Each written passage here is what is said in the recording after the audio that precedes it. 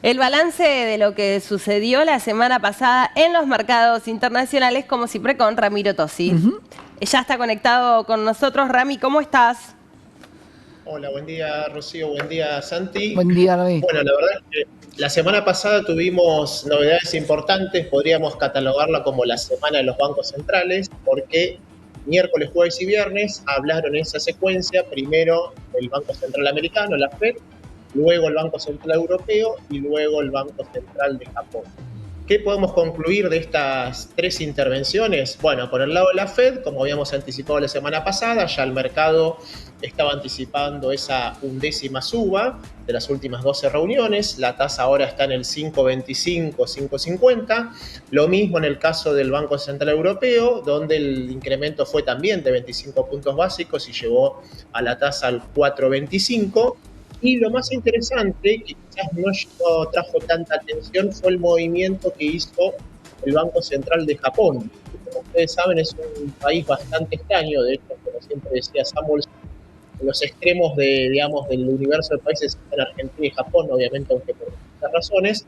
Tiene una tasa de interés históricamente muy baja. De hecho, habían empezado hace 7 años lo que se llama control de la curva de rendimiento, o sea que el Banco Central compraba bonos para tratar de fijar una tasa de largo plazo del 0,5%, y el nuevo gobernador del Banco Central de Japón, que asumió hace cosa de un mes, empezó de a poco a mandar el mensaje de que esa política se va a ir modificando, y lo que hizo fue decir, bueno, ese 0,5 en realidad es una referencia, no es un límite, y eso ya produjo, digamos, consecuencias tanto en el mercado japonés como en lo que es, por ejemplo, la cotización del yen contra el dólar y el resto de las tasas, porque justamente el yen, al ser una moneda estable y con baja tasa de interés, se usa mucho en los mercados internacionales para hacer lo que se llama operaciones de carry trade, ¿no? Endeudarse en yenes a una tasa baja y colocar esos fondos, por ejemplo, en monedas emergentes o mismo en el mercado del dólar, etcétera. Entonces, cuando esa tasa base se mueve,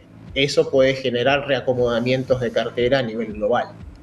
Rami, pensábamos y hablábamos con Ro, ¿qué queda de acá adelante hasta las PASO? Hay muchas dudas despejadas, sobre todo lo que tiene que ver a nivel internacional. No parecería haber ningún problema con la tasa de la Fed, con la recesión de los Estados Unidos. ¿Crees que vamos a tener por primera vez o en mucho tiempo 2 semanas de cierta tranquilidad respecto a lo cambiario, a las dudas con el fondo? ¿Cómo ves estas 2 semanas de cara a las PASO? Es una muy buena pregunta, Santi, porque a veces siempre, más allá de lo que pasa en la dinámica local, a veces algo que surge en lo internacional te puede generar alguna fuente de volatilidad o incertidumbre adicional.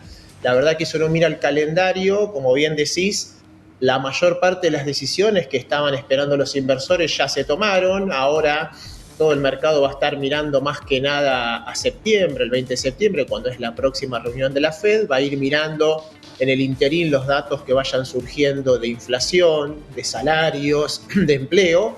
Y la verdad que en estas 2 semanas lo que por ahí quizá podamos ver es alguna volatilidad relacionada con esto que te decía recién, ¿no? De este movimiento del banco japonés, cómo se va a ir trasladando al balance de monedas a nivel mundial y algún eventual, si querés, reacomodamiento después de lo que fue un rally muy importante, ¿no? Fíjate que siempre los americanos tienen esa suerte de efecto calendario, y agosto y septiembre son realmente los dos peores meses, si uno los mira históricamente solo por el mes calendario, donde los índices accionarios tienen una performance peor que en el resto del año, ¿no? Pero más allá de eso, no deberíamos esperar ningún evento que vaya a generar una volatilidad significativa. Respecto a lo que tiene que ver con la CAF, ¿qué es puntualmente y por qué no apareció en otros momentos para la asistencia a la Argentina? Bueno, lo que es algo parecido a lo que en el mercado, si querés, local de capitales o mismo internacional, Un pase. ¿no? Es un préstamo, claro, es un préstamo de corto plazo donde de alguna manera, cuando ese emisor ya tiene asegurado que le van a ingresar fondos o un financiamiento, bueno, es un préstamo de corto plazo para cubrir ese desbalance que se supone es intramés, ¿no? O incluso puede ser intrasemana, y de esa manera ya contar con los fondos para hacer el pago, ¿no? Entonces ahí lo que se logró justamente fue un préstamo puente para no consumir, si querés, una activación más importante del swap con China y reacomodar lo que es el uso de reservas internacionales, ¿no? ¿Por qué no se hizo antes? Bueno, quizás porque el calendario de vencimientos y desembolsos esperado no tenía esta gran divergencia que vimos en la última revisión, y entonces no fue necesario hacer ese tipo de gestión, ¿no? También recordemos que esto exige una gestión mínima, ¿no? Por la organización, tiene que pasar por su directorio, etcétera. Entonces, probablemente, a sabiendas de que la revisión con el fondo se iba a terminar formalmente lo que se llama el acuerdo a nivel técnico, que es lo que vimos el viernes pasado, probablemente las autoridades argentinas hayan empezado a testear esta posibilidad la semana anterior, probablemente al que nosotros conocimos el acuerdo a nivel técnico. Mencionabas, recién sobre esto el FMI, Rami, y el contexto internacional, y fue incluso el Fondo Monetario Internacional quien habló de las proyecciones que tiene en relación al crecimiento de la economía mundial para este año, con una desaceleración respecto al año anterior. ¿Cómo ves eso? Exacto, Rocío. Justo, mira, esta semana en nuestro informe semanal de clientes en Suramericana, publicamos lo que es la publicación del fondo, lo que se llama el World Economic Outlook, que es justamente esa publicación del fondo que se publica en abril y octubre de cada año, pero que entre las dos publicaciones van haciendo una actualización de esas proyecciones de crecimiento, y ahí lo que se ve de nuevo es, por el lado de los países avanzados, un crecimiento pero que va a ser menor a lo que fue el 2022, lo mismo para la economía mundial, y específico en Argentina. Lo que vimos ahí fue una actualización que era largamente esperada, porque recuerden que en abril ese departamento técnico del fondo, que es distinto al que negocia con las autoridades argentinas las revisiones, había dejado un pronóstico de crecimiento para Argentina del 0,2%, que si bien todavía no teníamos los primeros datos cuantitativos del impacto de la sequía, claramente era una previsión que todos los economistas decíamos que estaba un poco desalineada con lo que era la realidad argentina. Bueno, ahora esa actualización, para la redundancia, la actualizó y están previendo una caída del 2,5%, que está en línea con lo que espera el consenso de los analistas de mercado, y un poco lejos, no tanto por la magnitud, sino por el signo de lo que nosotros de Suramericana venimos analizando en función de las últimas estadísticas del EMAE. O sea, nosotros esperamos una contracción, pero en un rango menor, entre un 0,5 y un 1,8%, eso va a depender del dato que conozcamos próximo del EMAE, pero si uno abstrae lo que es el efecto de la sequía, la economía todavía está dando señales de crecimiento en el resto de los sectores, por lo cual creemos que no va... deberíamos tener una contracción muy significativa de julio en adelante como para llegar a ese 2,5%. Hay otro dato muy distintivo y es lo que se espera de la inflación, ¿no? También a nivel mundial, en ese caso sí, también una desaceleración de los niveles, y ya hacen proyecciones también para el 2024.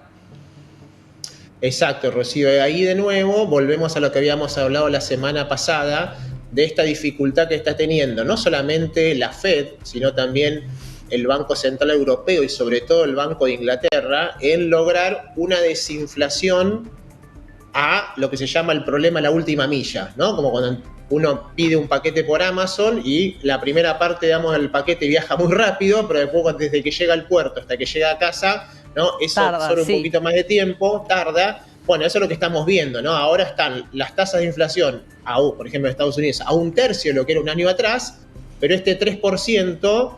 va a costar que llegue a ese 2%, que incluso la Fed está previendo que le va a costar llegar a ese número recién al 2024 o mediados del 2025, ¿no? Es como la famosa persona que hace una dieta y los últimos 5 kilos de bajar de peso son más difíciles que los primeros 15 o 20 kilos, ¿no? En estos dos ejemplos, Rami, ¿lo peor ya pasó para la economía argentina? En el caso de inflación te diría, no estoy tan seguro que lo peor haya pasado. Lo que vimos, acordate cuando hablamos también de ese tema, que ese 6%, nosotros creemos que es el número más bajo que probablemente registremos en lo que queda de 2023, porque buena parte de esa desaceleración en la inflación está vinculado a factores que nosotros consideramos de carácter transitorio.